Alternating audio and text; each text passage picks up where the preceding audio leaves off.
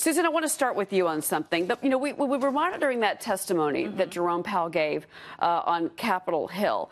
He talked about trade, and there was a certain line that, we got from the statement today, a lot more talk about trade and tariffs, and that could be a hit for the economy. They are talking about that. They are concerned about that. He said, quote, the bottom line is a more protectionist economy is less competitive. It is less productive. That's what he told lawmakers on Capitol Hill. They talked a lot about that in this meeting, it sounds to me. Yeah, that's right. The minutes did point out that the two vulnerabilities in terms of their autopilot plan to raise interest rates 4 times has to do with emerging economies. And emerging economies, we know China has been slowing down. There's been some, effects from what happened in Turkey as well. So, yeah, tariffs would probably play into this and how, I guess, trade might be impacted by these ongoing trade spats. Yeah, Paul, I want to bring you in and talk about the pressure we're seeing on the U.S. dollar right now. As we're seeing, that is one of the ill effects. Not a lot of market movement right now, but we are seeing some pressure on the dollar. What do you make of that? Well, I think if it's going down, as it seems to be, that's probably a good sign that the market is a little bit relieved. I don't think anyone was surprised that we're going to see a rate hike in September. The big question that all investors want to know is what comes next, because as the Federal Reserve is hiking short-term interest rates, the concern is the yield curve, and the yield curve is kind of an effective leading economic indicator that has predicted every single recession except for one in modern economic history. And we're worried that that's going to invert if the Federal Reserve keeps hiking these rates. And that's a real concern. The good news is it hasn't happened yet. And once it happens, once the yield curve inverts and that indicator inverts, then it usually takes, if history is any guide, about 18 months before we see a recession and bear market. Yeah, that's interesting. And Danielle, I want to get you've got that inside track on the Fed, or you did. But, one of the things that we talked about, if they were going to modify the statement, is the fact that, what does neutral mean? Are they going to address the word as what does a neutral interest rate mean?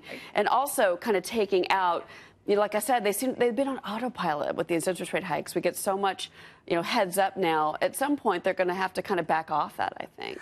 They will. And I think that the market is going to now be hyper-focused on Jay Powell's Friday morning speech at Jackson Hole. Jackson Hole, thank you for bringing that. The theme of this year's conference basically suggests that the neutral rate should be lower, and that's how the Kansas City Fed is painting it. The question is, will Powell get up to the podium and disagree with that? I think a lot of the doves on the Federal Open Market Committee would prefer that the neutral rate be closer to 2%, which means that we're almost where we need to be. Right. And Jay Powell said publicly in Switzerland recently that he thought it should be 3%. So clearly there's dissension between the leader and his ranks, which again will hyper-focus markets on Friday mornings. Well, I just want to add to that because, in order to fund the budget cuts and the $1.5 trillion in tax cuts, they've had to, that's essentially an interest rate hike in order to fund that if you don't have growth growing as fast as 4%. That's what we're expecting. And so in some ways, wouldn't you say that 4 interest rate hikes this year not guaranteed at this rate? I really think that Jay Powell would actually, if he had his druthers, right now non-labor costs are accelerating at the fastest pace in 3 years.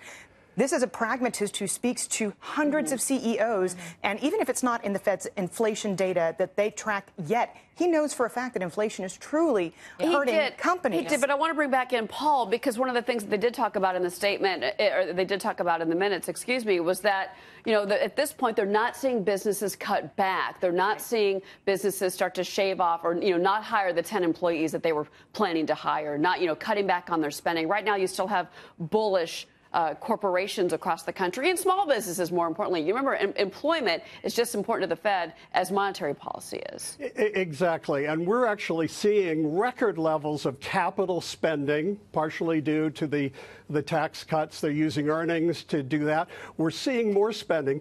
The debate within the Federal Reserve Board of Governors is people like Chairman Powell, who actually kind of view inflation as bad under any circumstances, and then the more nuanced economists who understand that there's bad inflation, which is the inflation that comes from printing too much money and having too many deficits.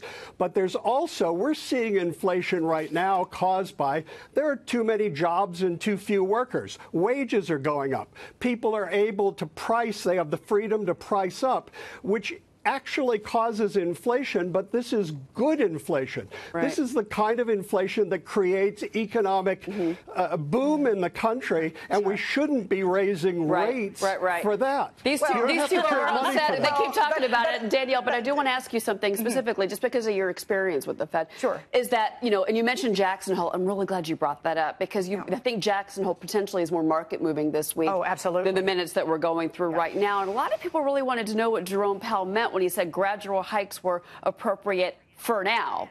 What does for now mean? What does that talk? You know, what does that say about their timing? The problem is that we've all become so conditioned to parse every single word that comes out of Fed policymakers' mouths, whereas Jay Powell says what he means.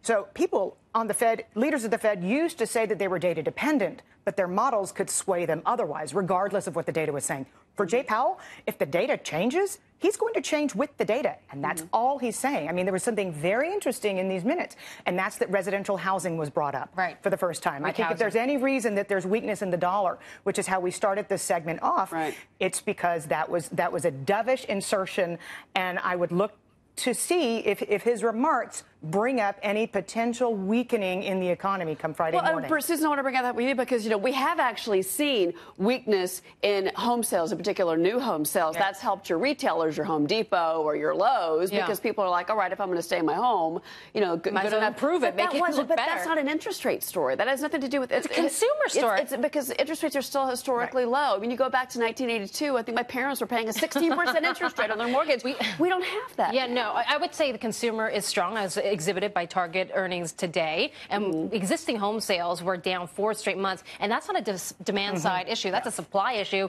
because they don't have the rightly priced homes. The lower priced homes are too expensive. They've got the wrong kind of inventory. But by the same token, affordability really is at the lowest level of this entire cycle. It didn't take very much of a pop up in We need to see wages get higher. Yes. Paul, really quick, last word to you. Paul, recession 2019. That word has been bantered around. What do you make of that? It's not going to happen. I mean, if this economy is running on all cylinders. I do see some things that worry me, like an inversion of the yield, but it hasn't happened yet. It probably won't happen till the beginning of next year, and then we have 18 months of bull market after that, if history is any guide. Can I just say, though, that the yield curve is a little distorted since we did have quantitative easing 1, 2, 3 twist as well. I mean, and it only took a year in 1999 when stocks were this overvalued for us to hit recession. So there's no playbook here.